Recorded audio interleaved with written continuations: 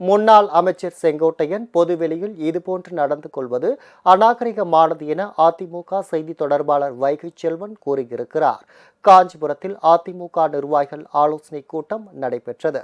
மாவட்ட அதிமுக செயலாளரும் முன்னாள் அமைச்சருமான வி சோமசுந்தரம் தலைமையில் நடைபெற்ற இந்த கூட்டத்தில் வைகை செல்வன் கலந்து கொண்டு பல்வேறு ஆலோசனைகளை வழங்கினார்.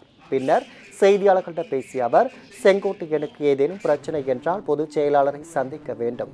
அதை தவிர்த்துவிட்டு பொதுவெளியில் இதுபோன்று நடந்து கொள்வது அநாகரிகமான செயல் என்று குறிப்பிட்டார். எடப்பாடியார் 4 வருடம் 3 மாதம் ஆட்சி பீடத்திலும் இந்த 4 வருட எதிர்கட்சி என்கிற நிலையிலும் இன்னைக்கு கொண்டு சென்று கொண்டிருக்கிறார். அப்படிப்பட்ட நிலையில் 1-2 பூசல்கள் இருக்கும், கசப்புகள் இருக்கும், மன வேறுபாடுகள் இருக்கும். ஆனால் இந்த வேறுபாடுகளாலும் மன வருத்தங்களாலும் போனவர்கள் எப்படிப்பட்ட நிலைக்கு போனார்கள்? காணாமல் போய்விட்டார். ஆக பிரச்சனை சொந்த அண்ணன் தம்பிக்குள் பிரச்சனை என்று சொன்னால் பேசி தீர்க்க வேண்டும். உங்களுக்கு என்ன பிரச்சனையோ பொதுச் செயலாளரை சந்திக்க வேண்டும். அதை விடுத்து பொது வெளியில் இப்படி நடந்து கொள்வது அநாகரிகமான செயல்.